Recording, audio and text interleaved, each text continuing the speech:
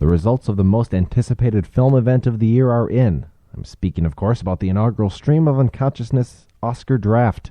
Jennifer Lawrence was beautiful and clumsy, Harrison Ford was intense and hungry, and U2 was majestic and heavenly.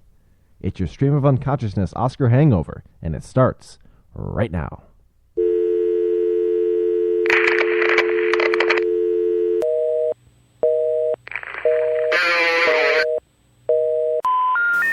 Sorry, the number you have dialed is not in service at this time.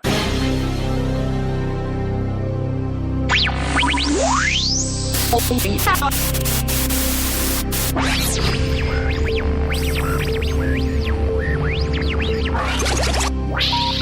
hang up and try again.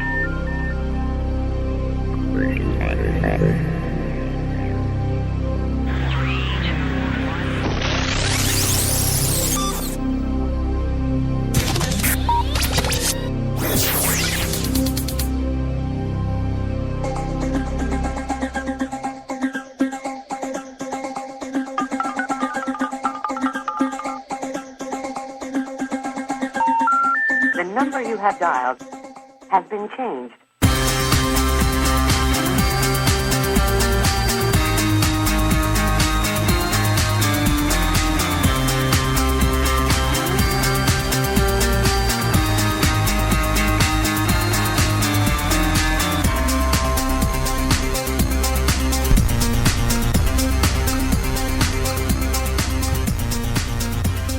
Good evening, Mr. and Mrs. Internet, and all the ships at sea. You're listening to Stream of Unconsciousness Radio. Today is March 3rd, 2014, live from the Cityscape studio in St. Louis Park, Minnesota. I am Todd Kortemeyer, joined as always... Oh, we're not joined tonight by Jeff Kissel. He is orbiting the South Pacific at the Mir space station at the moment. We might get a live link up with him later on.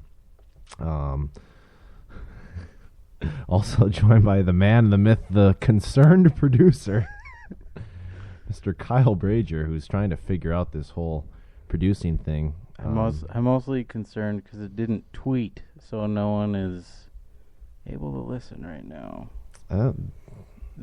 Maybe is Twitter broken again? I don't know. It very well could be. Mm-hmm. I'm going to tweet out a link. I clicked on the Twitter thing when I set up the page, and it said that it was supposed to share to Twitter. Mm-hmm. It did last time. So I'm not sure what's going on. Well, you found us, though. If you're listening to us, you found us. Welcome to the program. Thanks for listening tonight. We're going to be bringing you 90 minutes here of primarily Oscar discussion. We're going to be going over not only the winners in real life, but also the winners in our inaugural Oscar draft, which I alluded to in the open. So we're excited about that. And we're going to... Now I see your tweet there. So if you did find us, thank you. You can find us normally by going to our Spreaker site, Spreaker.com. Just search for Stream of Unconsciousness Radio. You can also find us on Twitter. That'll get you links, in theory, to the program every week. It's at SOUC Radio on Twitter. Or if you follow Kyle at KYB Rage, that would have gotten you the link tonight. That's where it's at tonight. You can all. I'm going to retweet it as we speak. I am at Word of Todd.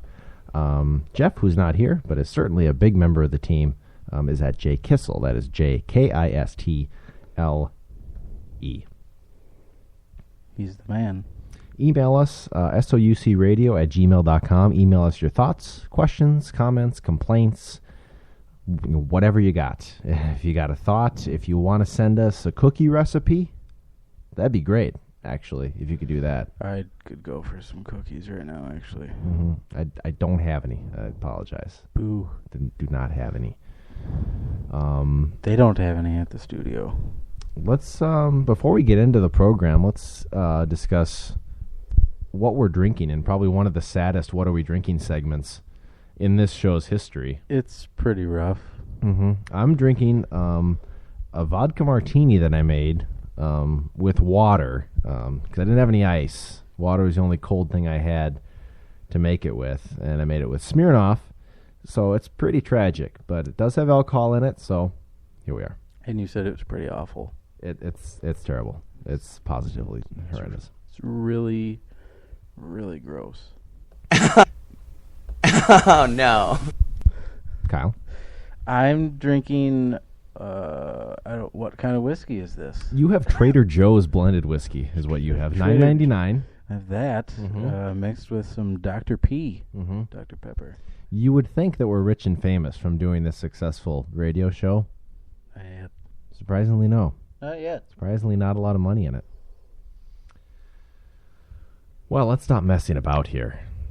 There's important things to get to. I'm speaking, of course, about the conflict in the Ukraine, which we're going to spend the next 90 minutes discussing. Yeah, I can't wait, because why? Apparently, they don't like it when you say the Ukraine. They hate it? Mm-hmm. In Ukraine. That's what I heard. Well, I guess it's not really like a the. Maybe it's like a one-word country deal. Well, I think originally it came from because Ukraine was part of the Soviet Union, so it was like a region. Oh. So it was like you'd say, oh, I'm going to the south. Like in this country, you'd say, I'm going to the Ukraine. Gotcha. Mm-hmm. Because, I mean, like, other places, you're not like the Canada. Right. But there's the Netherlands. The nether regions? Yeah? I like those. All Certain ones suit me well. Kyle's on board with nether regions. All right. Why not? So, a few weeks back, we did, it was at the Bristol studio that we did this. We did a bit of a draft. We went through all of the Oscar categories. We used a random number generator to determine the order of selection, and we each picked who we thought was going to win that category. And we recorded the results. You can see all of them on streamofunconsciousnessblog.wordpress.com. That's our blog. You can check out other things there. But most recently, you can check out all of our Oscar draft picks. And so we're going to go through all of the winners. And we'll also let you know one by one which one of us had that particular title. Well, first, should we... Okay, yeah, we'll do that first, and then we'll go into what we saw. We were going to start with the red carpet, weren't we? Yeah. Yep. Some pre-show. Okay, we're going to start with the red carpet coverage. Some pre-show red carpet stuff for the Oscars yesterday. Mm-hmm. The only thing that was on, when did it start? Like 5 Central for E?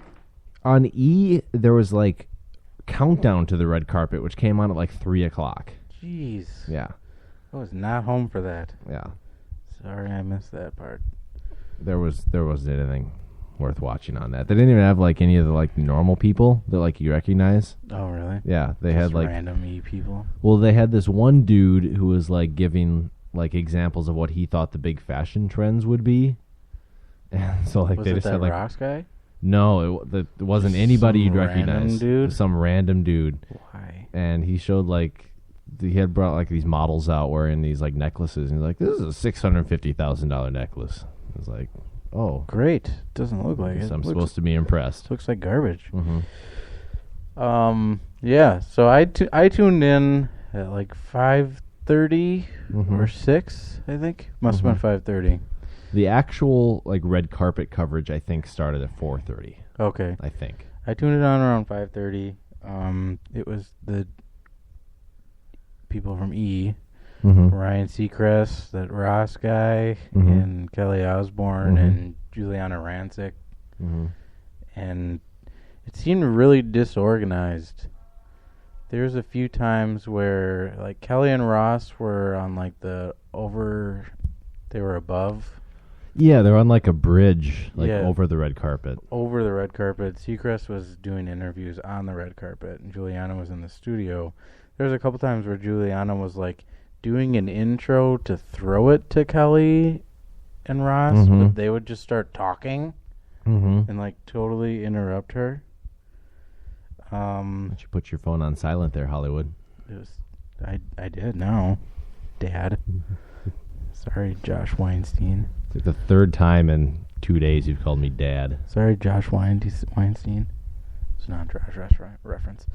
But yeah, so it just seemed really disorganized and really annoying. Mm-hmm. A lot of those people I'm over. I mean, obviously they're not targeting a 27-year-old male from Minnesota. Right. So I mean, I don't know who the target audience is exactly for that. yeah, I have no idea. And I remember it being better. Like, I watched the Golden Globes red carpet coverage, and I thought it was much better. Yeah, and I guess, where was Tara Lipinski and Johnny Weir? Did you ever see them? Were they supposed to be there? They were on the red carpet. It was really? supposed to be part of E's coverage, I think, too. Oh, I didn't know that. 'Cause they I had- thought you were doing a bit. No, there was such a big following with them and whatever Johnny Weir would wear at the Olympics in Sochi that That would have been awesome. I would have watched that. They should have just let them do it. Yeah. I'm kind of over Ryan Seacrest. It's like yeah. Well, he's just kind of there, you know? He doesn't really Yeah. He's bring just anything to the table. pretty boring, and he still looks like that ShamWow guy. So he's got that going for him, I He guess. has a name. It's Vince Offer. You're the only one in America that knows that guy's name. He doesn't even know his name? No, he doesn't. How do you know he's here? He could be in the Ukraine. I mean, Might Ukraine. be. Sorry. Might be. Yeah. That was on purpose. It's like when you call Missouri, Missouri. They don't like that. Also, Nevada. They don't like Nevada. Wow! Yeah, it's best you're in charge of that. I know, exactly right.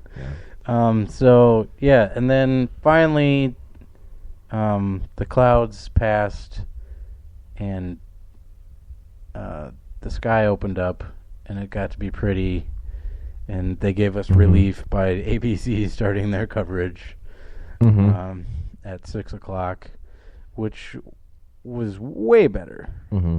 And that was all you. I didn't even know. Like, I knew ABC had the telecast, but I didn't know that there was they had their own pre-show. I figured they were probably going to, Mm-hmm. and I had looked on my TV guide, but that was a great out from Mm-hmm. whatever was going on E.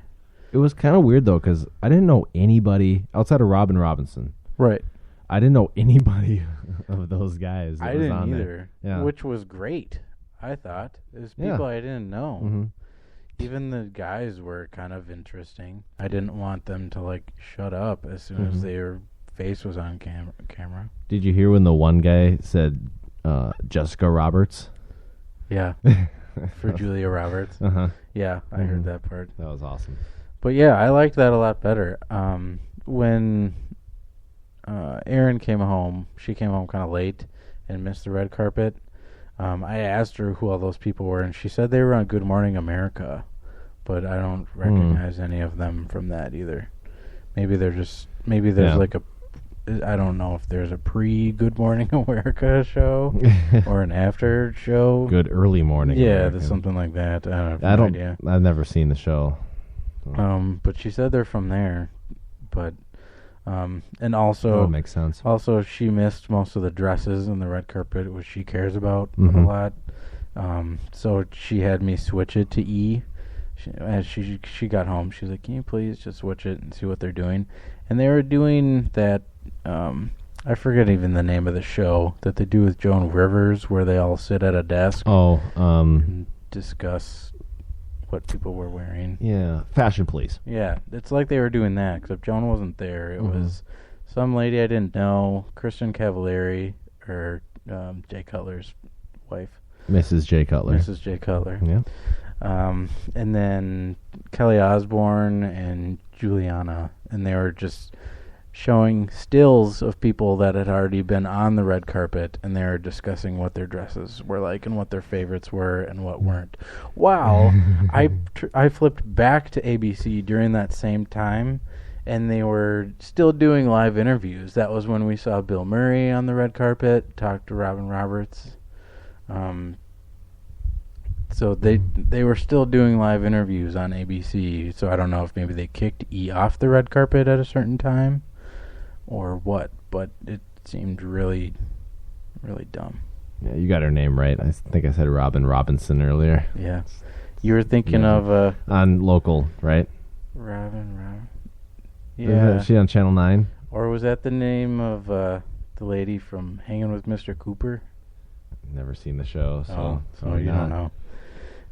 Anyone that's listening, tweet at us if it's about Oh, no. I just looked up on Wikipedia. Longtime Chicago television news anchor. WFLD in Chicago. There you go. Robin, was it with an I or a Y? An I. Did you say? Yeah, you said Robinson. But there is somebody on local news, too, who has a similar name. It's... Yeah. No, wait. Yeah. Yeah. That one's Robin, Robyne. Oh, yeah. There you go. Yep. Who's on the Fox 9 News. So their fashion coverage with the still photos is kind of like when there's a big boxing match, but Showtime or HBO don't give up the highlights, so ESPN shows like still photos of the fight. Right. There was one, though, where they went back to, like, someone said, one of them picked that they liked Kristen Bell's dress the best. So instead of, like, doing a smaller still frame while showing them still at the table in the studio, they just went to a huge full screen of the still photo and left it there for, like, 2 minutes while they talked about it. It's like, you probably should have just showed it and then, like, went back to them. Well, I don't know if you saw this part, but they had the dude on there in, like, the silvery tuxedo jacket. I've seen him before. I don't know who he is or what he does. That's Ross. No. Another guy. Oh, another guy? Yeah. I don't think I saw him. Ross had some weird, like... He had, like, a doodles. purple, like, smoking jacket on. He had the doodles, like, all around it, though. Yeah. It looked like he had a affliction suit on. Probably was. No, but this was a different guy, and he was giving, like, his predictions on what... Or not his predictions, but, like, how he would dress the stars. Yeah. And so he would show, like, a picture of, like, a model on the runway, and then they show, like, a Photoshop of that actress, like, into the dress. And it was weird and awkward. Is that one guy that used to do fashion that looked like Steven Tyler in drag? Is that guy still around? Was his name Steven something? I don't think I know who you're talking about. You don't? Steven Tyler Bummer. looks like he is in drag anyway. No, there was a guy that used to... He was on fashion, like, everything. He might be with, like, People magazine now? I don't know. I'm not familiar. Just thought I'd throw that out there. Somebody posted a picture on Reddit of the caption was great picture of Jared Leto with his mom, and it was Jared Leto and Steven Tyler. Oh no. Oh yes. So that was the Oscars, and then the pre-show, and then when they started, they showed who was it? It was that Robin Roberts was inside, like, interviewing Kevin Spacey like 2 minutes before it was going to start. I thought that was kind of cool. I felt bad for the people, like, behind them because they were standing, like, in the middle of the thing. She was doing, like, her, like, wrap-up, like, before they threw to the live broadcast, and there was some guy behind her who was, like, getting really nervous that she was going to be standing there, like, the whole time. I liked where he was sitting. He was like, yeah, Joseph Gordon-Levitt is right next to me, and Emma Watson was right behind him. So it was interesting. Spacey's the man. He is the man. Frank Underwood. Came out doing the Frank Underwood voice. Yeah, that was awesome. Yeah. And the best part of the Ellen photo was his photobomb in the back. Yeah. Yeah. Well, and what's her name's brother? Yeah. Was in the shot, like. And before. No, not for you. Yeah, he was just in there. It's like, oh, okay. Everyone on Twitter was like, who's that guy? Yeah. And then we found out later, but. Although I probably would have done the same thing. I mean, I'm at the Oscars, like. Yeah, might as well. Who knows if whatever her name is ever going to be back, you know. Right. Well, should we get into the wrap-up? Let's do it. All right. Let's do it. Well, we'll go in order of the blog post here, which Jeff wrote, I think is kind of in order of least importance to most importance. Because we're starting with live-action short film. Interesting. Should we give the nominees, or should we just give the winner? Probably just give the winner. Yeah. I think. Well, and plus we did our whole nominee show before when we did this, so Correct. avid listeners know them already. That is correct. So the winner was Helium. And Jeff had that. He had the first pick for that category. And so Jeff got that one right. So we move next to short film animated. That was Mr. Hublot. None of us had that one. No. I had Get a Horse, which I'm really disappointed didn't win. I made most of my picks based off of what the movie poster was. So, Room on the Broom must have been just amazing. Mm-hmm. Whatever it was. Yeah, I have no idea. I'm going to it right now. Looks like it's exactly what you think it is. It's a witch on a broom. There's a cat on the front. There's room for it. Yep. There's room for you on the broom with her. That's questionable. It could be. So nobody got that one right. None of us got that one right. Didn't see that one coming. Best documentary short subject.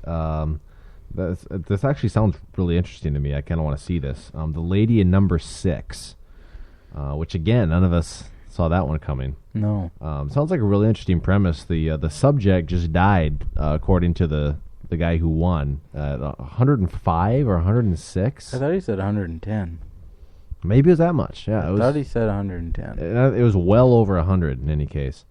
By the way, as an aside, I thought like pretty much every acceptance speech mentioned somebody who died, right?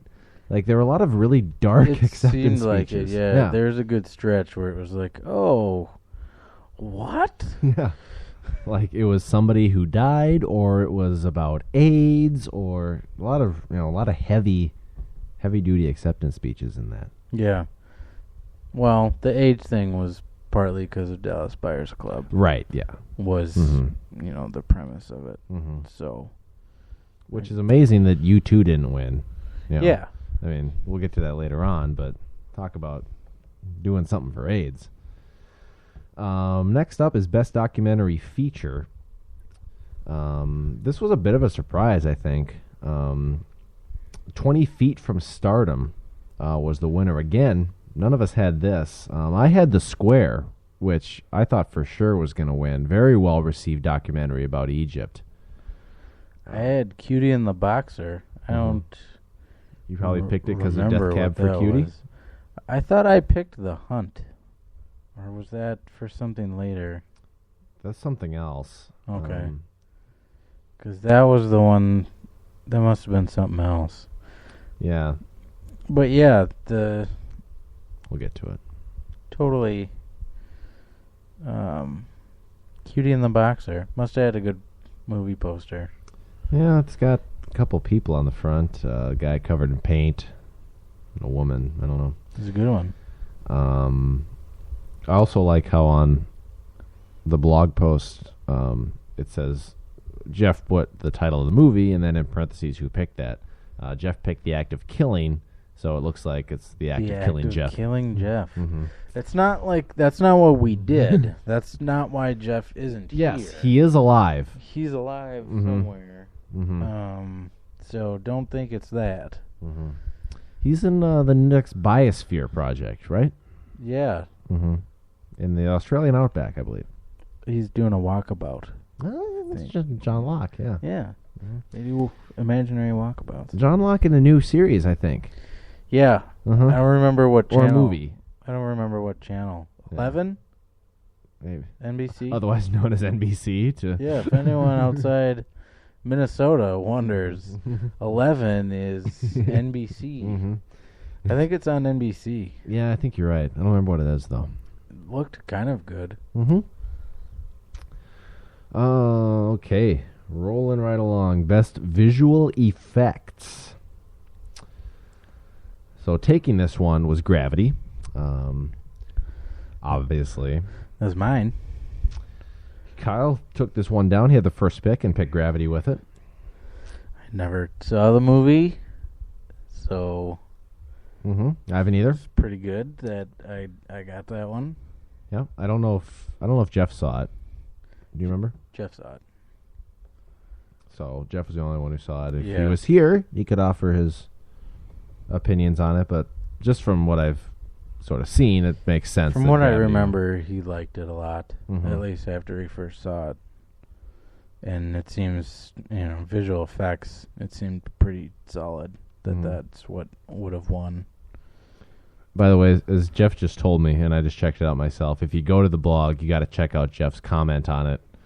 He kind of sums it up, some of the ancillary qualities. Yeah, as I recall with this category, you took it first. You took Gravity, and it was like, well, yeah, that's obviously going to win. So Yeah. CGI. I figured. Yeah. Probably have the best use of that. And some of these, it was really, some of these were locks, and it was like whoever just got first is going to get it. As with our next one, which is best sound editing, I had the first pick, so I also took Gravity, which won. Wow! Jeff picked Lone Survivor, which he was pretty high on. I haven't seen it. I saw it on Saturday night, actually. Oh, you did? Yeah. It was amazing. Go see it?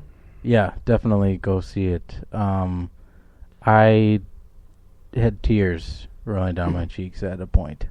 Give me kind of the cliff notes. I'm not real familiar with the plot. It was a group of soldiers that went in to get guys that were part of the Taliban. And while they're there, something goes haywire with the mission, and all of a sudden they're on a mountain overlooking the thing. Well, I don't want to ruin it, Yeah, no, it's So something gets compromised in their mission, and you can kind of guess by the title what happens. okay. So, but pretty decent cast. It's based on a true story, and the gentleman that actually is, I can spoil that part since it's the name of the title. The actual guy who was the lone survivor, is in the movie. He has cameos in the movie himself. Okay. So, and it was him. He kind of fought for the movie to get made, to not let what happened to his brothers go untold, pretty much. Mark Wahlberg's in it. Eric Bana is in it. A bunch of other actors that I didn't really know of. And Turtle's in it. Jerry Ferrara. Oh, really? Yeah, he makes an appearance. So that was really weird. Must have been Mark Wahlberg probably felt bad for him because he hasn't done anything since Entourage ended. Yeah. So, but it was really He was good. in that. What movie was he in? Like with the big ensemble cast. Oh yeah, he's the only white guy. Yeah. I don't remember. So like, just go with it. Yeah, Was that it? might have been it. Yeah. But yeah, If you know, and we're not saying it, tweet at us, SOUC Radio on Twitter. Or actually tweet at me. Just tweet at Word of Todd because I'm not on. Not on the show. we're not on the show Twitter right now. Best achievement in sound mixing. Interestingly, nobody picked Gravity for this one, which won. So nobody won this one. Yeah, sound wise, I guess we kind of dropped the ball. And speaking of sound, best original song. You had first pick and went with Ordinary Love, which I thought was a lock. It won the Golden Globe. Yep. Ended up being Let It Go from Frozen, which I actually enjoyed. I don't like that song. Yeah. So that was a bit of a surprise. I thought U2 was a lock. I mean, I thought pretty much all of the other songs that we picked were a lock. Yeah, I thought Frozen was for sure the one that wouldn't win. Right. But I guess sometimes they do save. Sometimes there's conspiracy with award shows where the last one to be featured is the one that wins. She was the last one to perform that one live. Yep. Out of all of the songs that were nominated, so you kind of could tell, like, that's probably what they were going with. Well, and I wonder if it's like, okay, U2's won every award known to man. Let's not give them an Oscar either. Because they have been nominated before and didn't win. Right. For Hands That Built America, for Gangs of New York. I don't remember what else was nominated that year, but... It's probably like... Not many people probably saw the movie that it was featured in. Yeah, that's part of it. I'm sure that's a big part of it. Because Frozen is still, like, really prominent in the box office, I believe. Well, I haven't seen Frozen. I haven't seen Mandela Long Walk to Freedom either, but I feel like it was... And honestly, speaking as a U2 fan, I feel like that it was like, oh, U2 made a song for a movie, let's nominate that. Yeah. Even though this is a movie that nobody saw. They've been pushing it pretty hard, too. When they were on the Tonight Show with Jimmy Fallon, they played that also. But they've said this is it for performance. They're not going to perform this song anymore. Yeah. It's not going to be on tour with everything else. Nope, and supposedly not going to be on the album. Oh, interesting. Also on the music topic, Best Achievement in Music Written for Motion Pictures, Original Score. And the winner for that one was Gravity. And nobody won that one. Jeff took The Book Thief with the first one, which was John Williams. So you kind of might as well. And then I took Her for some reason. It was a great soundtrack, but I hadn't heard any of the songs. And then I took Saving Mr. Banks, which was Thomas Newman. So some good picks there. But yeah, Gravity takes it. I guess again, we haven't seen the movie, but I would guess there's maybe not a lot of dialogue, so there's probably a lot of music that kind of fills in the gaps. Yeah. Stephen Price was the composer. I'm not familiar with his work. His first nomination, I think. So there you go. Best Achievement in Makeup and Hairstyling. Now, this had only 3 nominees, so one of us was guaranteed to win this one. Yeah. And the winner was Dallas Buyers Club, which makes sense. I was pretty much left with the Lone Ranger for that one, since there was only 3 nominated. Yeah. I went with Brad Grandpa on that one. Oh, we got a tweet from Jeff. Jerry Ferrara was the white guy in Think Like a Man. Okay. Let's just go with it. What was that movie? You're asking the wrong dude, man. Hey, you know a lot about obscure things, movie-wise. Not that. Just go with it. That came out in 2011.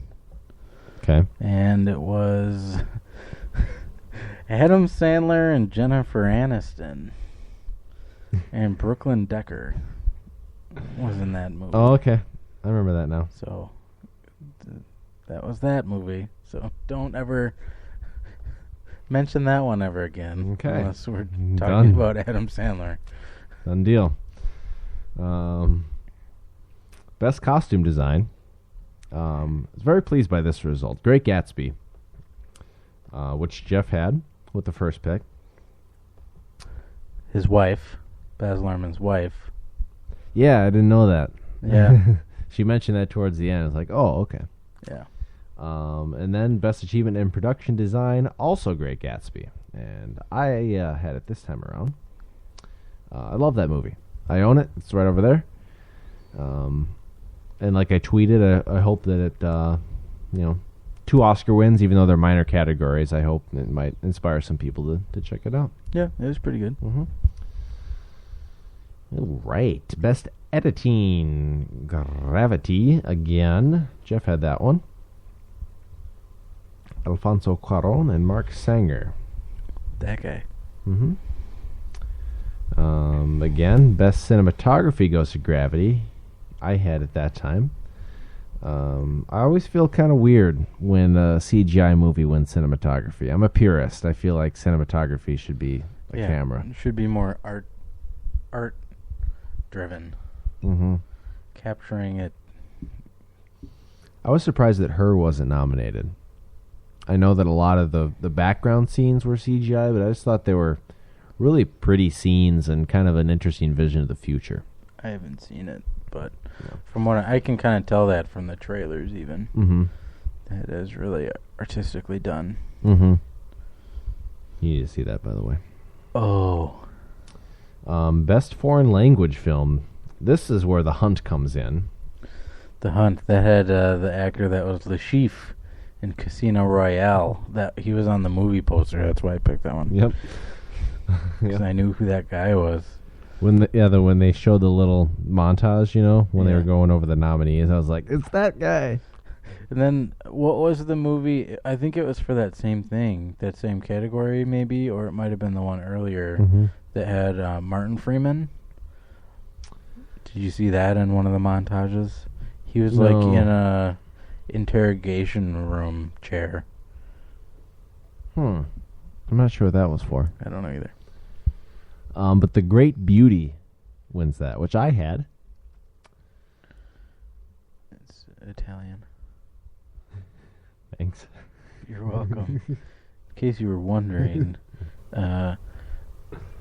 Is there a better accent speaking English than Italian, by the way?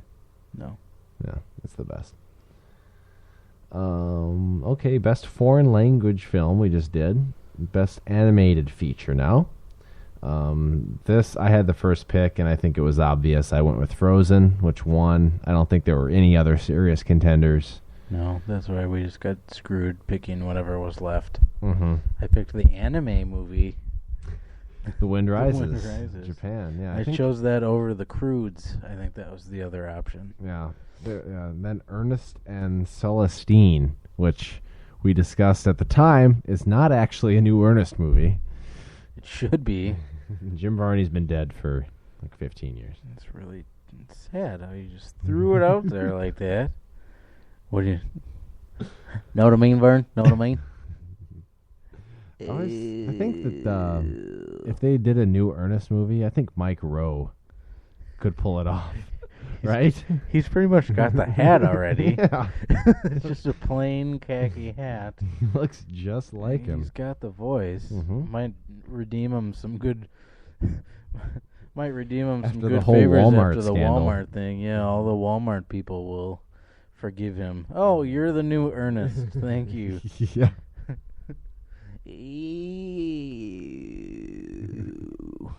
That's my Ernest impression. Yeah, that's good. Yeah. Into the writing categories, these are the categories that I care the most about. Adapted screenplay went to 12 Years a Slave. I had that one correct. Kyle went with Wolf of Wall Street with the first pick. And Jeff went with Captain Phillips with the third pick. I thought Wolf was pretty good. Mm-hmm. But my parents went to see that. Did they talk about it? Because I would not see that with my mother. Oh, yeah, they went on their own. There's no way I would have gone. I mean, did they talk about it afterwards, though? I don't know if I would discuss it at length. My mother texted me and said they saw Wolf of Wall Street, and I said, there's a lot of cuss words in that. Not only that. I'm agreed. There's some... also a lot of boobs in that movie. And some peener and veggies, if I recall correctly. I don't remember that part. No? So it's probably a good thing that I don't remember that part. I thought there was a scene with that. Maybe not. Not that I'm aware of. Best writing original screenplay. I was so happy with this. Her. I know her. Mm-hmm. And I took this first and didn't think it was going to win. I just wanted to pick it because I thought it was the best one, and it actually won. Yeah, So. I took Dallas Buyers Club after you, thinking that it would win. Mm-hmm. And it didn't happen that way. Yeah, I thought that... and American Hustle is a brilliant screenplay, too, but I just thought Her was so real and honest. Spike Jonze, man. Genius. Jonesy. Spike Jonze, yeah. With a Z. All right, now we're getting into the heavy hitter categories. This is the big six we got left here. So,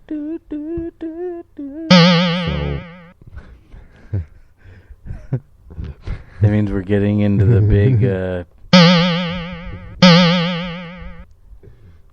Watch this. That's got to be in the Sounders forever now. It's called Cartoon Space Boing. All right, heavy hitters. Watch this! Best achievement in directing. This one goes to Alfonso Cuarón for Gravity. Some big names in this category. This was a tough one. Yeah, this was a tough one. Mm-hmm. I think it was a surprise. Yeah. But I guess given all the awards that Gravity took home on the night, I guess it's not that much of a surprise. But usually when stuff starts rolling one film's way, even if they are minor categories, it still starts to kind of mount momentum for it. Marty didn't get one. Nope.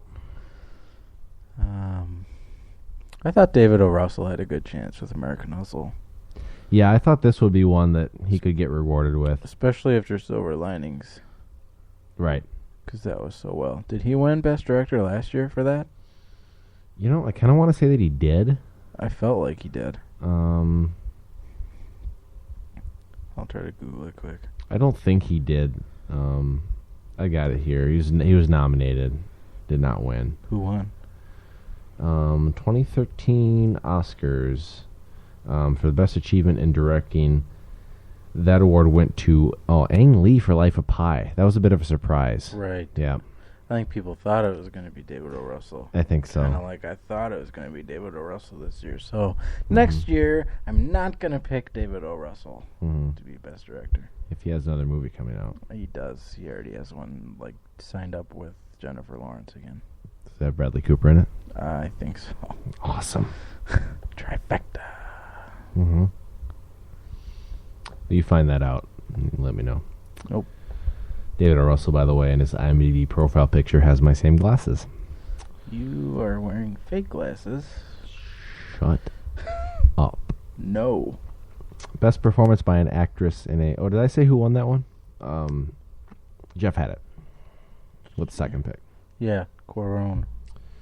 And you had Steve McQueen. Not to be confused with the Bullet actor who's been dead since 1980. Right, that guy. The white guy. Not British. Right? He's British, isn't he? Yeah. Yeah. He had an accent. Yep. Best performance by an actress in a supporting role. That goes to Lupita Nyong'o for 12 Years a Slave. I had that one.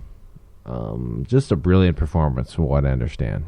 I haven't seen it, but I thought she had the best speech of the night, too, by the way. Yeah, brought the house down. It was her or Jared Leto, I think. Although McConaughey was good. I think for that one of you two was gonna win. So I'm pretty sure that's why I took Julia Roberts for August Osage County. I mean, yeah, if you had to pick the rest. The clip they showed for her seemed pretty convincing, though, if you remember. Her yelling that was at good. Meryl Streep. That was really good, yeah. Because they panned to her in the audience afterwards, and she had a face like, geesh. Yeah, like if you look at the other options besides Jennifer Lawrence and Lupita Nyong'o, so you had Sally Hawkins, Julia Roberts, and June Squibb. Julia Roberts was far and away the best of the three remaining. It's not gonna happen. Yeah. June Squibb, by the way, did you see the clip that they played for hers where she's showing her... I'm not watching that movie. Yeah. Even though they showed it from behind and didn't show what happened. It was enough. That's enough. That's an image. Anyone that didn't see it, they showed a clip of her lifting up her dress at the front of it. The front of her dress at a headstone in a cemetery. Yeah. So she just kind of lifted it up and said, "Watch this!" It's pretty terrifying. Moving right along then to best performance by an actor in a supporting role. Jared Leto for Dallas Buyers Club was the winner, and Kyle had that one correct. It was the first award of the night. It was. Which traditionally is the case. They usually try and give you one big award at the start, and then they do pretty much everything else until Best Supporting Actors. I liked his acceptance speech, too. Yes, it was very good. Very sincere. And he had his mom and his brother there. His brother, of course, is in 30 Seconds to Mars with him. He's a guitarist? I think so. Yep. He name-dropped the band, too. Like, just in case you're wondering, I'm also in a band. In case you want to buy something. Music? Yeah? I saw them once. They were okay. Jeff and I saw them open for Seether and Audio Slave at Roy Wilkins Auditorium in 2005. Ugh, Seether. Mm-hmm. Gross. Yeah, it's bad. Best Lead Actress. Cate Blanchett for Blue Jasmine. And I had that one. You had the first pick. You went with Amy. I did. Mm-hmm. I thought American Hustle would do better than it did. I think we both did. Yeah. Overall, I think really a lot thought of people did. Mm-hmm. I mean, it didn't win anything. Mm-hmm. Oops, spoiler. Yeah. Sorry. Yeah, I think it was. So it did so well at the Golden Globes too. Right. And Which again, it shows.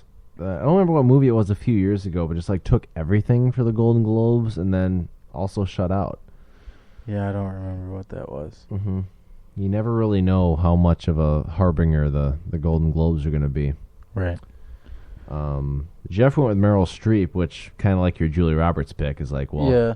if you can take Meryl Streep third, Might as well take. it's a value pick. Yeah. Then best lead actor. 5 years ago, I never would have believed this. Matthew McConaughey, best actress Oscar, First Dallas Buyers Club. First time nominated. Yep. You took this one down. I took Leo. I thought maybe this would be the year. Jeff had a good shot Mm-hmm. at that guy. I'm not going to try to pronounce his name. The guy from 12 Years a Slave. Mm-hmm.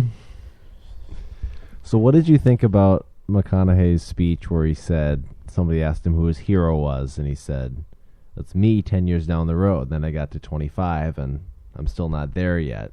Some people thought that was a little conceited to say that he was his own hero. What was your take on it? To be honest, I don't remember what his speech was. So obviously it didn't really affect me that much. But I don't know. He probably didn't think he was going to win, maybe. So maybe he just kind of like threw a speech together. But I guess like you got to be prepared.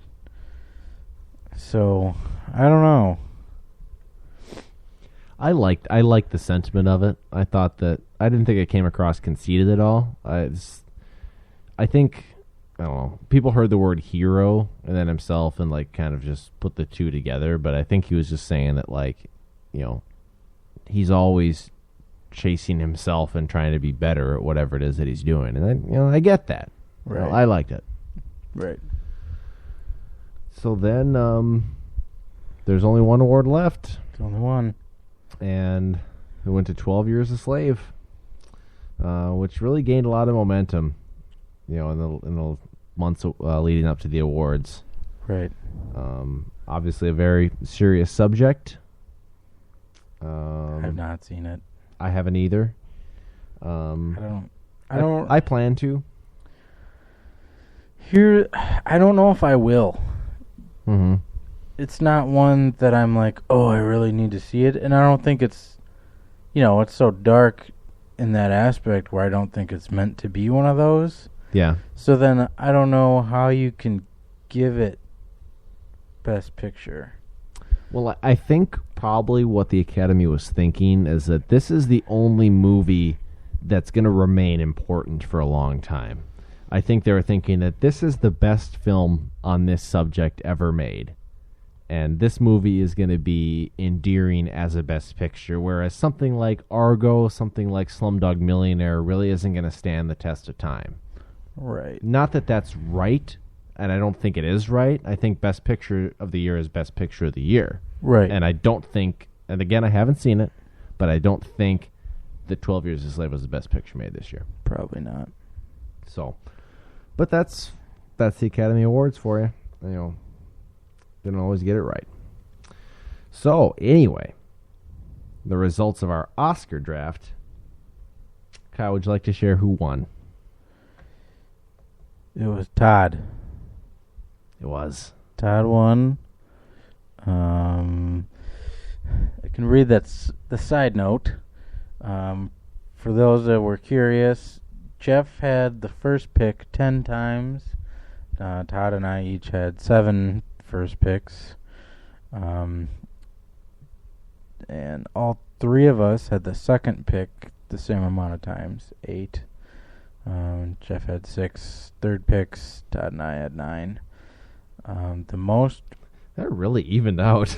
Yeah, it really was. The most picked film with the first pick was a tie between American Hustle and Gravity. That was 4 times. And the number of times Jeff spelled Todd's name with 3 D's while writing down the draft in his notebook was 3 times.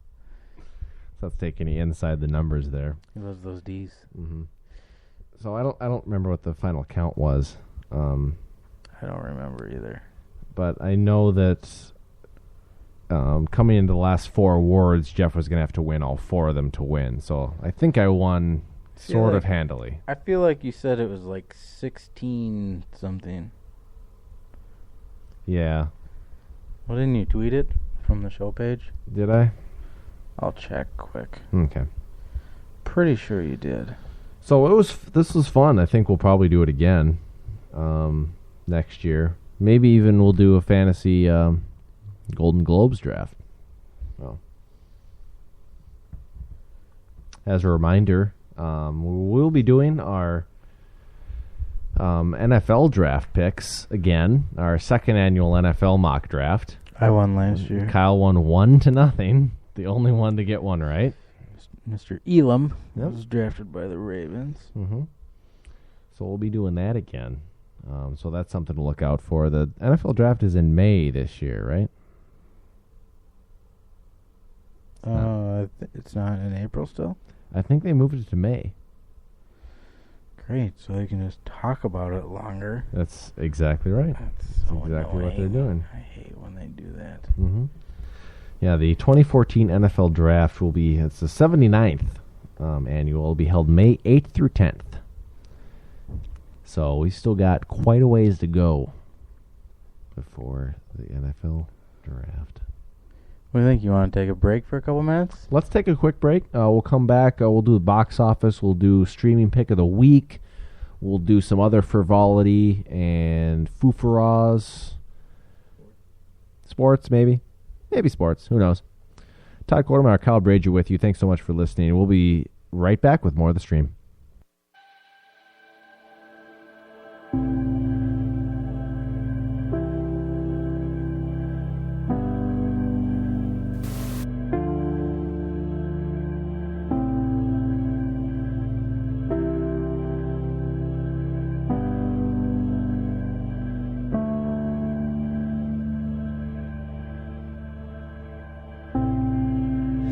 Wrote the end of my book on a cool summer day, just lying alone in the grass, looking for some shade. A kingdom without a castle, a king without a queen. No, not the king at all, just a foolish man with dreams. So walked around the city, singing songs I knew, but nobody else could hear me, so I sang them all to you. And somewhere on the brighter side of town, my voice fell through. There's where I stood in the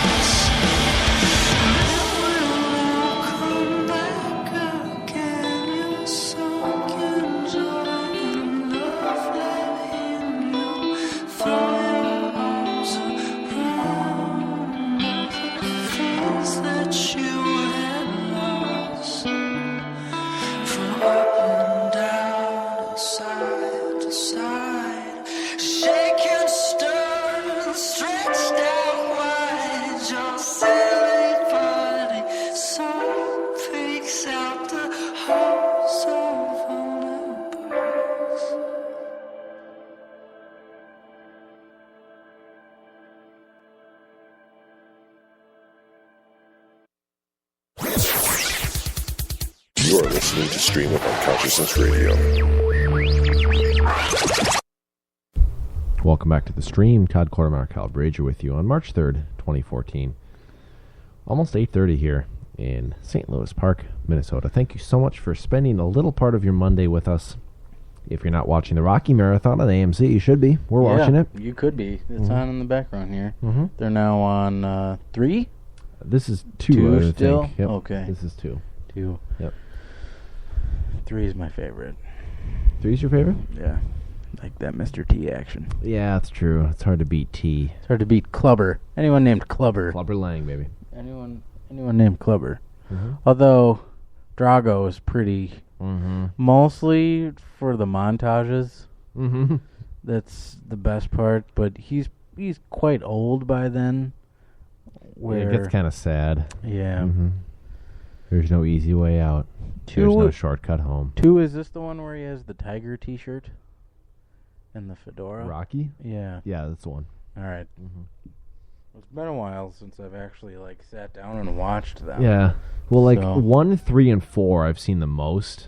2 and 5 and Rocky Balboa I haven't spent a lot of time with. I forgot what it was. It might have been Jimmy Fallon's program, The Tonight Show, where they...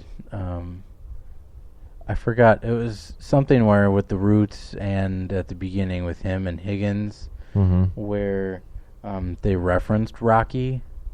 It was the song. I just remember Jimmy, take it back, do, take it back. And I was like, yes! So it's pretty weird that AMC is airing it right now. Yeah, that is weird. I don't know how. Yeah, so he's got the fedora there. AMC was probably like, nah. Oh, yeah, this was the one where he buys a whole bunch of stuff because he's rich. He's rich. After yeah, the first one. Yeah, He buys a bunch of stuff, but then doesn't it get, repossessed? I feel like. Yeah, I don't remember why. Or I forget. It's been so long. He buys something for Adrian, and she's, upset about it. I might be making that up. But, yeah, hopefully you're listening to us. But you can have it on in the background, on mute, like we do. Mm-hmm. Have some nice sparring montages. It's still good. And yeah, it's still good on mute. You still see Apollo Creed. Just want to run down the box office real quick, just because it's Oscar weekend. If you got a movie that's any good, you're not gonna really send an Oscar weekend. Go over the box office. Maybe a good time for the oh no. I didn't do that one. Wait. Oh, no. Yep, there you go. Go to the box office. Coming in at number 10, $3 million this week is Ride Along in its 7th week. God, that's that movie with Kevin Hart. Yeah. Number 9 is 3rd week, $3.4 million this week is About Last Night. Is that what you were thinking about when you kept saying the Adam Sandler movie? No. Oh, that's sad then. I was thinking of Think Like a Man. I just didn't have the title right. What like a man? Number 8, it's 15th week. 3.6 million is Frozen. Probably getting a little bounce from... That's a lot of money gross overall, though. Yeah, almost 400 mil for that movie. It's pretty good. Yeah. And it's 15th week. Everything else is 7 or less. Mm-hmm. Number 7, 2nd week, 4.3 million. Not doing so well as Pompeii. 17.8 overall. That's rough for 2 weeks. That's a movie trying to be hidden. Right It has the guy that plays Jon Snow from Game of Thrones in it. Game of Thrones.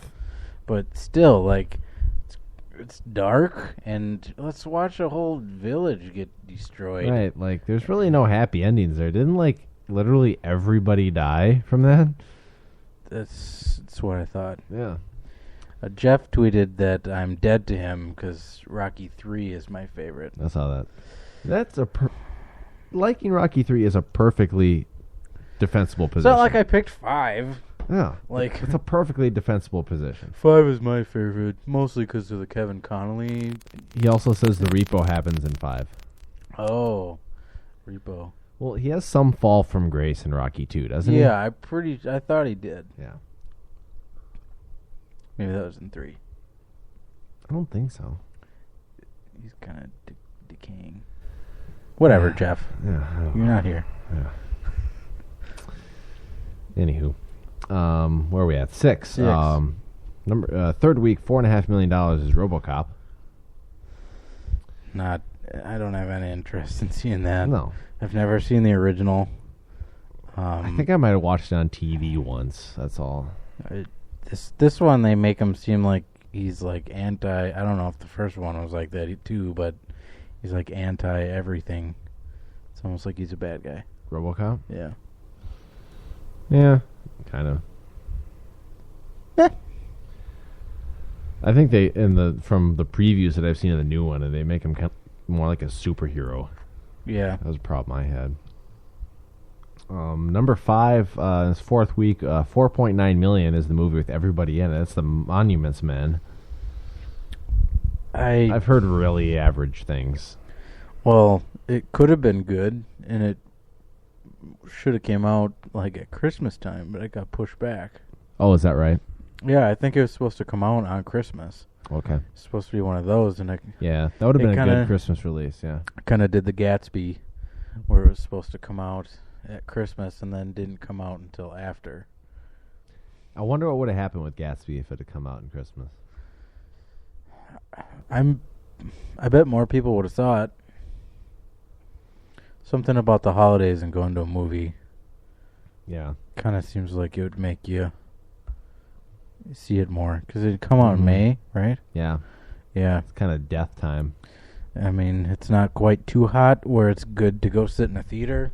Well, it's tough. Like, if you got to push your movie back, like, so it can come out in May, which is death, or, you can wait until everybody forgets about it and release it in, like, August. Right. It's tough. But 2 Oscars for Gatsby, so not all bad. Yeah. Number 4, second week, $5 million, 3 Days to Kill. I know Kevin Costner's in it, but I have no idea what this film is. He's like a hitman or something. I don't know. I can't really follow it. It's like he's trying to like resurrect his career as an action hero, a la Liam Neeson, right? He is. He was in this. He was in what was that movie? Jack Ryan. Ghost Recruit or something. Yeah, he was in that. Yeah, I don't know. Isn't he in some other movie that's coming out soon too? Costner. Yeah. Waterworld 2. God, I hope so. I'll look it up. You can stay on that page. Okay, thank you. Let's see. Draft Day. Draft Day. The movie about the Cleveland Browns. What? You've not heard of this? No. What is this? It's called Draft Day. It comes out the day after my birthday. It's directed by Evan Reitman. It's the general manager of the Cleveland Browns struggles to acquire the number 1 draft pick for his team. It stars him, Jennifer Garner, Sam Elliott, Tom Welling, Terry Crews, Dennis Leary. Oh my gosh. I'll bet Harold is happy he's not alive to see Ivan Reitman direct that. Yeah, I'm sure. It kind of has like a... It's really just an NFL product placement to get people geared up for the actual draft. Because, I mean, I don't know what year it's supposed to take place in, but even if they get the number 1 draft pick, it's the Cleveland Browns. Nothing good happened. Well, that's like to get the NFL rights for your movie, like it has to be so much money or hoops to jump through. That the NFL is just controlling every aspect of it from then out if they're going to allow their brand to be in it, Oh, and it's all over. It's all over the movie. Yeah. I just want to run this down real quick. I know we're doing the box office. We'll come back to it, but so Ivan Reitman in 1981 directed Stripes. And in 1984 directed Ghostbusters. From there, it's been Legal Eagles, Twins, Ghostbusters 2, Kindergarten Cop, Dave, Junior, Father's Day, 6 Days, 7 Nights, Evolution, My Super Ex-Girlfriend, and no strings attached. Yeah, he's lost it. What happened? Decided to go not good. Oh, gosh. Oh, no. There's a Twins sequel in the works. It's called Triplets. It has Schwarzenegger, Danny DeVito, and Eddie Murphy in it. Oh, Eddie Murphy? How does that work? It's coming out in 2016. God, I'm not seeing that. I always get that Oh mixed my up with gosh. Junior. Junior. Yeah, it's basically the same thing. Triplets. Oh, man. That's unbelievable.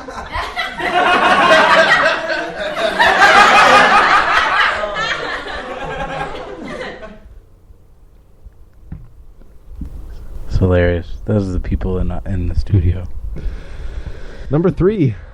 They loved it. 4th week. $28.8 million. Still a good showing. The Lego Movie. I haven't seen that yet. I heard it's fantastic. Yeah, I've heard it's... Mhm. I mean, at first it looked like it was for kids, but then I've also heard that it's probably not even for kids. Mm-hmm. The lady's going to see it on Thursday. So I'm looking forward to some first-hand reviews. You're not allowed to go? She's going with some of her students. Oh. So be a little weird if I came. Field trip? I'm just like, hey kids. Hey. You could stalk them. You could go to the movie at the same time at the same theater and not sit by them, but just like watch her the whole time. Mm-hmm. Could, yeah. I could do that. You're right. How you're chaperoning this field trip. Oh, yeah.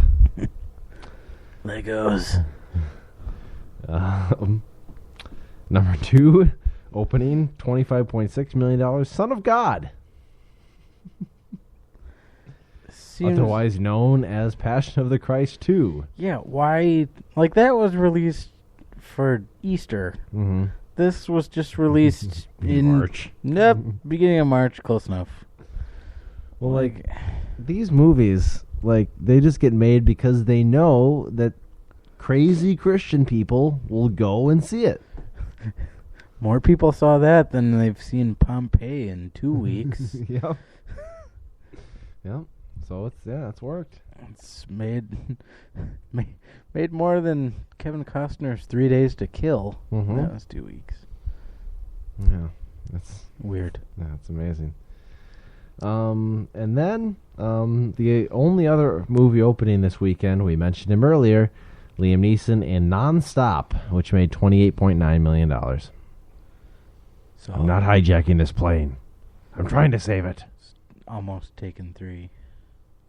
Pretty much. Taken on a Plane is pretty much what it is. But has the lovely Michelle Dockery in it. From Downton Abbey. Michelle Daiquiri. Yeah. Can I see your daiquiris? Opening this week. There's a couple movies opening. Spinning it forward. Nice. 300 Rise of an Empire. Oh, yeah. Opens this week. It's got a 52% so far on IMDb. Animated film, Mr. Peabody and Sherman. I didn't know that was still a thing. Yeah, kids are really into cartoons from 1963. Yeah. I just remember was it The Simpsons, where Homer travels back in time and all of a sudden Mr. Peabody's in the time warp? I don't know what this is going on, Mr. Peabody. Quiet, you.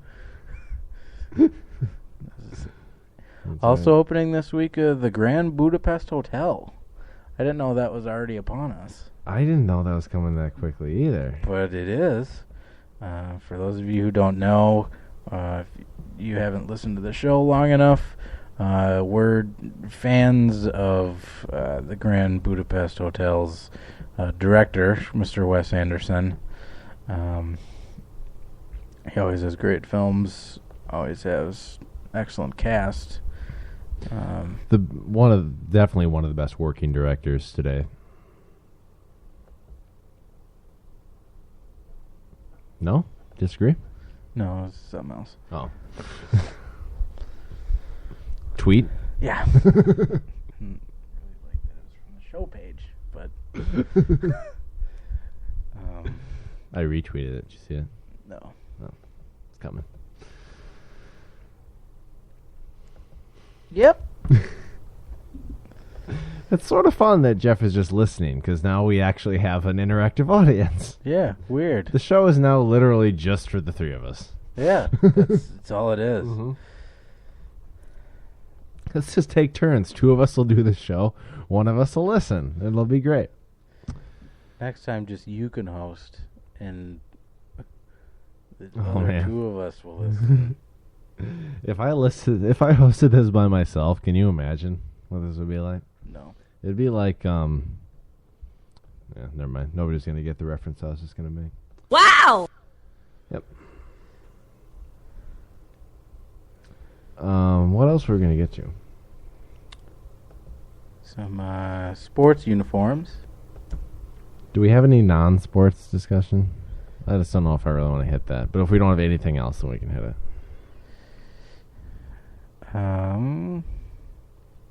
Shows? Any TV shows that you've been into? Like Any current playing shows? actually, yeah, I watched Mixology, on ABC, which is a lead out for Modern Family. It's an interesting concept. It's the whole season takes place during the course of one night at a bar. Okay. So it follows some friends and kind of their, attempts to hook up with women, and there's some flashbacks to their backstory and whatever. And I really like the concept. I think it's really unique and original. The execution I thought was a little hacky. Some kind of conventional setups, and if I was doing this show, I wouldn't really resolve each episode. I would kind of let it roll into the next one, kind of like 24. But they still kind of like have to put like a happy twist on the end of each episode, even though it's going to continue, in real time, ostensibly the next week. But I got a lot of good laughs out of it. I'd recommend checking it out. I don't know what the rest of the season's going to be like, but some people think it's like gross and misogynist, but it's like... Is it a spin-off from that? From Modern Family? No, it's not related to Modern Family at all. Oh, it's just, it follows Modern Family on Wednesday nights. Oh. And it premiered last week. Oh, okay. So they obviously think pretty highly of it to Yeah. lead out for Modern Family. Yeah, I would say so. Or at least they want it to gain enough traction. Right. So I'd say it's worth checking out. It's not going to change your life. It's not going to be it's not a groundbreaking sitcom like I think it could be. Right. But get some laughs out of it. How about yourself? Just kind of the usual. I'm watching The Walking Dead. Also like Comic Book Men. Mm-hmm. On AMC. It's Kevin Smith's show about it's kind of a Pawn Stars-y type show with his comic book store, The Secret Stash, which is named after the comic book store in his other films. It's usually on pretty late. It airs Sundays after. So it's The Walking Dead, then The Talking Dead, then The Walking Dead's replay, and then Comic Book Man's on it. Comic Book Man is only a half an hour. And then Walking Dead again, and then Talking Dead. Dead again. So do they play Comic Book Man back to back then? Well, let's see. Or do they start it on an off hour? So the new Walking Dead is at 8 here, and then Talking Dead. Because Comic Book Man's only half an hour. Yeah. Or is that new arm wrestling show, is that a half an hour? Yeah. It must be. That just premiered like this week though. But they had like the Circus Freak show, wasn't it? Oh yeah. They had that. I think so. Yeah, they've always had a partner with it. Okay. It's just now it's arms race. I don't know. Yeah, I don't know. It seems really dumb. Game of Arms? What's it? Game of Arms. Is that what it's called? I think that's what it's called. That's Arms Race would have been a much better title. Yeah. Come on, AMC. And it's like Game of Thrones, Yeah. Game of Arms. I mean, Arms Race could be The Amazing Race, but still, I don't know. Just the commercials I've seen for it from watching things on demand is just kind of pathetic. Mm-hmm. Just finally caught up on Mad Men. Oh, you are? Yeah, if anyone missed it, season 6 is on demand right now. New season starts beginning April. Season 6 is off the rails insane. It's really weird. I had trouble following most of it, but it's nice to be caught up. I got to watch half of it, and then Comcast was weird and like said I didn't have AMC. It wasn't in my tier, even though online it said that it was in my tier. But at the beginning, even though I couldn't watch AMC live, I could still watch programs on demand. And then about halfway through the season, all of a sudden it took away on demand too. And then once Mad Men was over, I gained full access to AMC. So it was really weird. I don't know. Comcast can do whatever they want at this point. Do you have a streaming pick of the week? I do, kind of. My pick is Breaking Bad. I was late to the Breaking Bad game, so I'm just catching up now. And they finally added the last bit of the series on there. So I've been kind of storming through that. I watched 6 episodes on yesterday. So I have about 6 episodes left of the series. So I've been getting up with Breaking Bad and then trying to decide what series on Netflix I'm going to watch after that. I'm into House of Cards. Started season 2 of that. But once I saw that all of Breaking Bad was on there, I kind of went back to there because I was doing Breaking Bad, and then towards the end of season 4, I just kind of gave up because I didn't want to end it and then be like, oh, I'll never be able to watch the last couple episodes. But so once I saw that those were put on there, I kind of flipped to that. So I'll be picking a new show on Netflix at some point, and watching House of Cards at the same time. How about you? Have I said An Idiot Abroad before? I think you briefly mentioned it last week, but not as a streaming pick of the week. I think, or you might have just told Jeff that he should watch it. Okay, that's it then.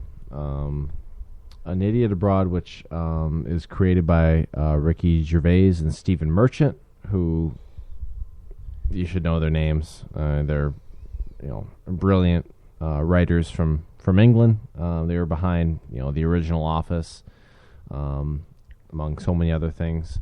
And this is a travel program which features their friend Carl Pilkington, which you might be familiar with, who is kind of a insular kind of, I wouldn't want to say xenophobic, but just kind of hasn't been really exposed to the world at large. Hey, Carl. Yeah. He's kind of like Kyle. Hey, Carl. They send him around the world and put him in uncomfortable situations just to see how you would react, and you'll laugh so hard. It's just so funny. And people have alleged that Carl is a character of Ricky and Steve's, and you couldn't make a character so brilliant. I mean, if you could, you wouldn't be wasting him on, a little program like this. So check it out. Just watch the first episode, and you'll be hooked just like I was. I had no idea what it was. I watched it at random on Netflix, and I watched 2 seasons already, like in a week. So, one little note: I'm on my Netflix page, so I could kind of talk and look and I am too. Yeah. Get whatever I was thinking of. This says in my list that my list of, which is pretty much my queue. They rebranded it to say my list. Yep. It says Parks and Recreation, and underneath that it says similar to House of Cards. Parks and Rec. That can't at all be accurate. I can't think of anything that it has in common. Different genre. I mean, it could be like the same people that like House of Cards, like Parks and Rec.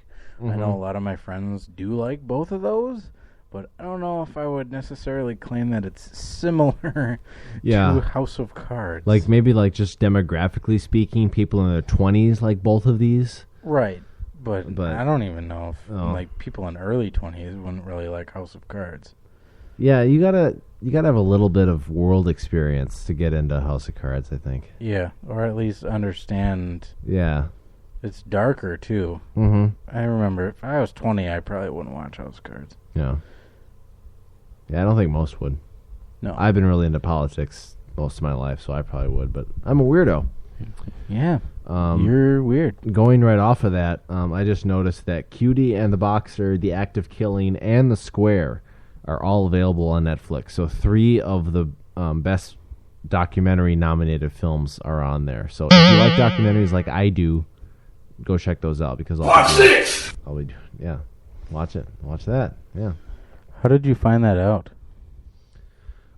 I was just on the Netflix front page, and it says popular on Netflix. And then I was scrolling, and Cutie and the Boxer came up, and then Act of Killing was right after it. And I was like, oh. And I know that The Square is from before.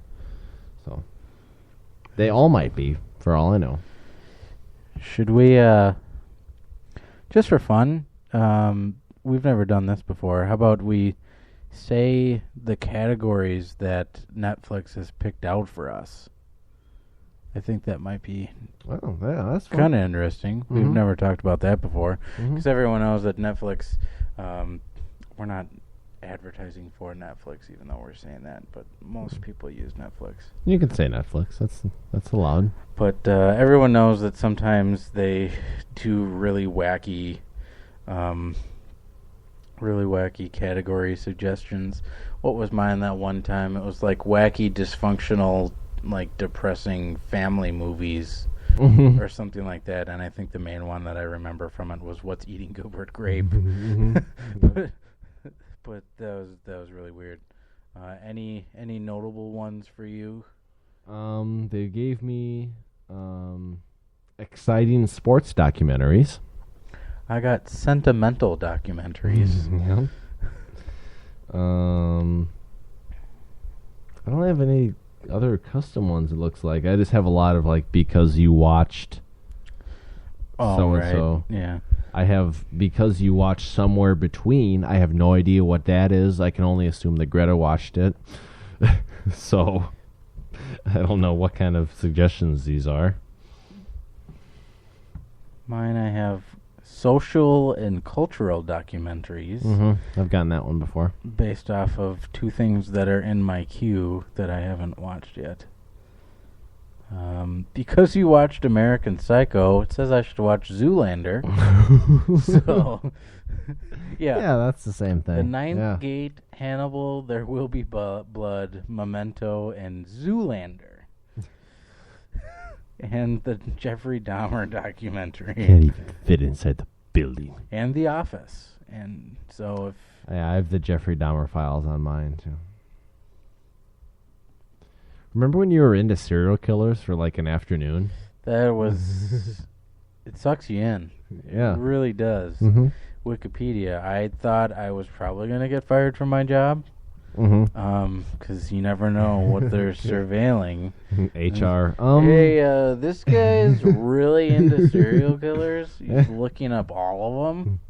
He's even looked on like all of the citations from the Wikipedia page. No, I didn't do that. Oh. But you get deep into it because there's links of names, and you're like, oh, who's that guy? And then you're like, oh, he burned people and then ate them. So, sort of along the same lines as Netflix category recommendations, Twitter gives you recommendations on who to follow. At the moment, I have J.J. Watt, Zach Johnson. Who's Zach Johnson? I assume it's the hockey player. Okay. And Anthrax. The band? The band. Even their Twitter handle is Anthrax, parentheses, band. Right up your alley, dude. Yeah. Those are all really relevant to me. A Wisconsin Badger, A hockey player. Zach Johnson is relevant. And Anthrax. All my recommendations aren't famous. Oh, never mind. This is the Zach Johnson who writes for GopherIllustrated.com. Oh. Can still think that it's the... That would be much more relevant. If anyone's wondering, the Netflix recently added a lot of Pokemon things. Oh, this is up my alley. The Real Story of Alcatraz documentary. Oh, I'd watch that. Isn't that on there? Ooh, Blue is the Warmest Color is on there. And Flyboys That's with... NC-17, everybody. Flyboys with James Franco. So this is us just This has been Todd and Kyle reading what's on Netflix. looking up stuff that's on Netflix. Oh, great. Another Kevin Hart stand-up.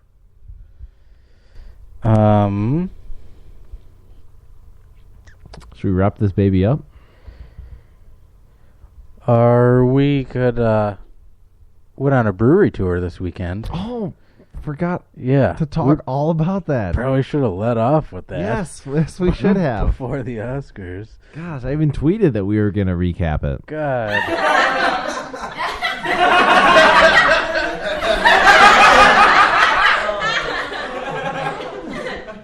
Yeah, I know, random people. Yeah. I can't believe we forgot. Everybody quiet down in here. Oh, you don't have to be rude about it. Yeah. Jeez. So, we went to the Summit Brewery, St. Paul, Minnesota. Probably the kind of like the cathedral of breweries Yeah, in Minnesota. it's the biggest one. Yeah. I guess next biggest would probably be the Grain Belt. I mean, Grain Belt, I guess, might be bigger in terms of distribution. Right, it's more mainstream beer. Mhm. It's not necessarily craft beer. Mhm. But yeah, this is among the beer scene in it's- Minnesota. It's the New Belgium of it's our area. It's our thing. Yeah. It's the 312 or the Goose Island. Yep. If you will. The Mhm. Leinenkugels Mm-hmm. of Minnesota.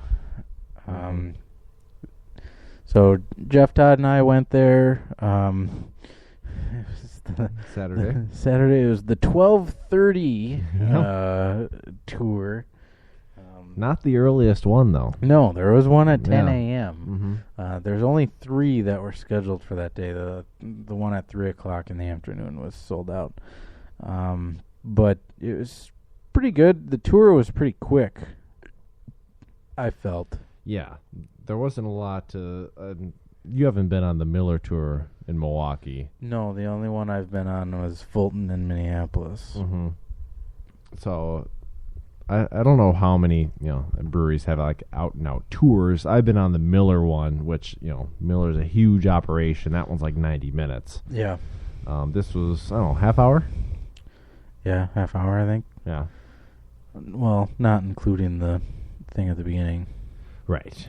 The beginning there was a like PowerPoint slideshow, and featuring some old school WCCO footage.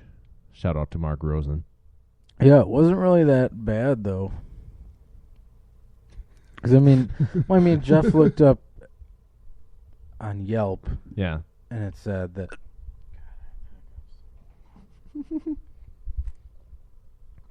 Yeah, we were kind of told that it was kind of going to be like just a PowerPoint presentation. That's what other people had said online, but you sit and watch a little like presentation, but then you actually get up and you go into the brewery. You see where the beer is bottled. You see where it's fermented, where it's actually brewed in the brew kettles. So you definitely see the whole process, which was interesting. I thought was cool. He was talking about the bottling equipment. It was actually purchased from Sierra Nevada Brewery, out in California, and it was like, what? The noise over there. I think it's just your heat that makes the windows rattle. I thought it was like. It makes the blinds rattle. I thought it was sleeting or something. No, the blinds click against each other. Thank God. Like the zombies in Last of Us. Yep. So yeah, he said that, Sierra Nevada was going to upgrade their equipment, but getting Sierra Nevada's old equipment was going to be an upgrade for Summit at the time. That was an upgrade for us. So I thought that was interesting. Yeah, that was one of the more interesting things I thought. Hearing about Summit's previous location where it first started, I didn't know that was where it was. Over off at University and 280. Yeah, Uni and 280. Uni? Yeah. That's what the cool kids call it? That's what I call it. So Okay. if I'm a cool kid, then yeah. But so that was interesting. And they kind of gave like a timeline of when they've introduced which flavors, I guess you'd call it. We came out with grape in 2009. Varieties, yeah, the different kinds that they brew. My favorite one, Summit Saga IPA, I didn't even realize that it just came out in 2012.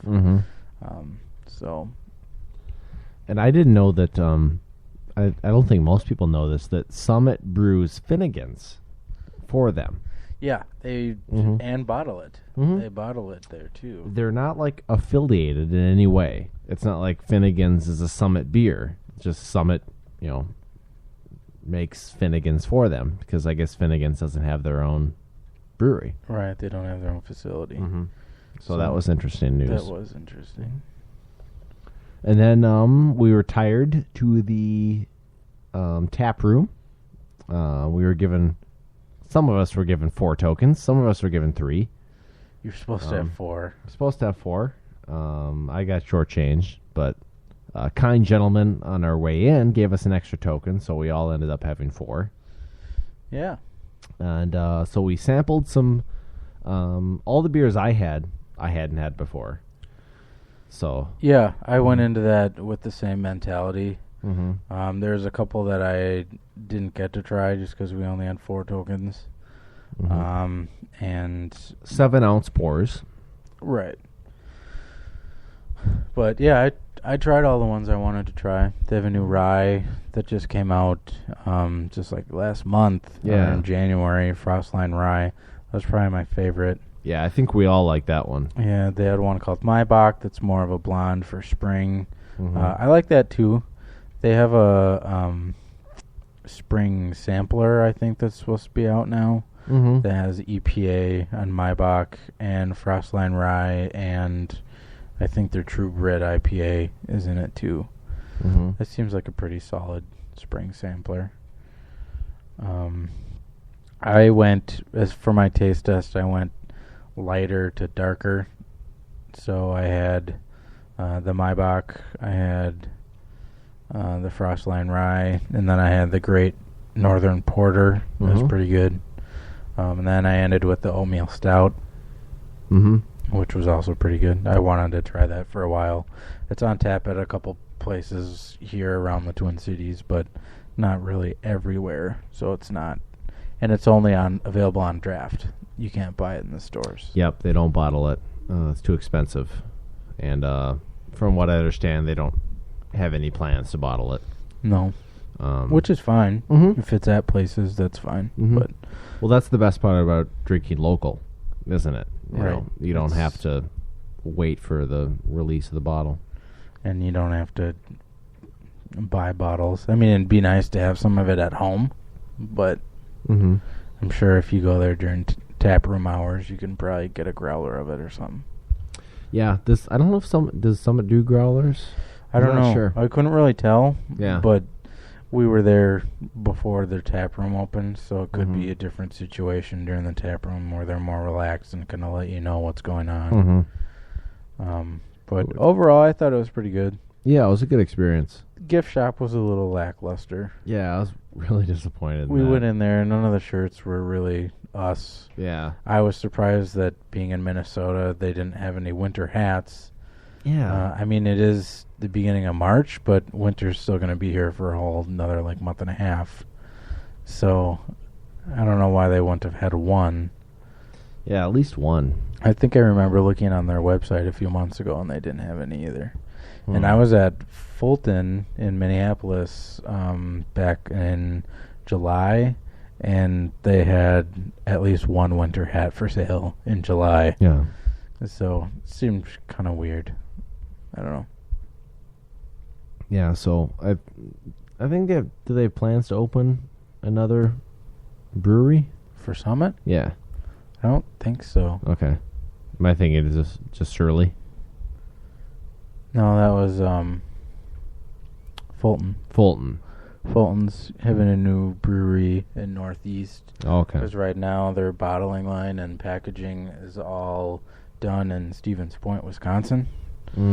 So they're building a new brewery that has capability of having that, so they can all do it in-house and stop outsourcing to Stevens Point. Okay. We'll visit another one next month. Yeah. We'll do a draw, probably on the air. Probably. Of which one we're going to visit. First one we went to was Hammerheart in Lino Lakes, Minnesota. Mm-hmm. So then we just went to Summit, but we have a pretty good chunk of them that's still in the hat at the Bristol Studios. Mm-hmm. So we can pick another one from there. We have Steel Toe, which is just down the street from our Cityscape studio here. So we'll probably be hitting that one of these days whenever it comes up. That one we might not even have to draw from the hat, just because it's so close. So I don't know, do they do tours there? No tours, no. Just the tap room. It's just the tap room. At least no tours that I know of. Right. Maybe if we emailed them and said that Hi. we host the Stream of Unconsciousness podcast. Maybe if we emailed them And and we're a said, big deal. Hi. Yeah, I would do it. Jeff keeps tweeting #Stone at me. It's not funny. I didn't even mention it. I know. So you don't have to be mad at me. All you him. know. It's all him. Yeah, it's not funny. Just some razzing. With that, I think we'll wrap up this week's episode of Stream of Unconsciousness Radio. Again, you can email us soucradio@gmail.com. You can find us on Twitter @SOUCradio. You can find Kyle, KY Brage. You can find me, and Brage is, so it's KYBRAGE. KY like the jelly, then bra, and then GE. Like General Electric. Yeah. So KY jelly, a bra, and General Electric. Mm-hmm. That's how I came up with it. It's not part of my name or anything. No. No. I forgot about this part of Rocky too. So sad. Yep. I'm at Word of Todd. Jeff is at JKistle, JKISTLE. Find us on Facebook. Stream of Unconsciousness page. We have Tumblr, apparently. We don't check it, but... No, and I don't even know how you do that, because I think we have to set one up first for it to be linked to it. I don't know if Jeff did that. I was thinking today we should maybe get MySpace. I hear it's coming back. MySpace is coming back? Yeah, I've heard. Or just to be funny, we could have a MySpace and have Tom be our friend. We should get Friendster. Just go really retro. Should join Tinder as the three of us. Just our picture of just the three of us around the table doing the show as Tinder. You can't date us, but you can listen to us every Monday night. If you need to, if Stream of Unconsciousness is too hard for you to spell, if you go to our link, which is linked on our Twitter bio, it'll go to our page on Spreaker. And you can link to Facebook on there too. Yeah, everything kind of jumps off Twitter. So if you have Twitter, definitely seek us out on there. You'll find us. You'll find our page. You'll find us individually. So I'd say that is the way to go. Or email us too. Yeah. That would be the most direct. I don't think we've ever really gotten an email. We have never gotten an email. One That's from accurate. Tyler, but he's a friend of the show and Uh-huh. calls in. So And that guy from southeastern Louisiana that I bothered that day. that doesn't count. That kind of counts. No, it doesn't count. I used the show as a credential, and okay. I could have actually interviewed him if I wanted to. There's nothing we would have wanted to know from him. I know, that's why I didn't do it. But it could have happened. Do you have some outro music queued up? Sure. Okay. I want to send the people off into the night with something, you know? Yeah. So, for Kyle Brager, I'm Ty Quartermeyer. This has been Stream of Unconsciousness Radio for March 3rd, 2014. Thank you so much for listening, and we will see you next week.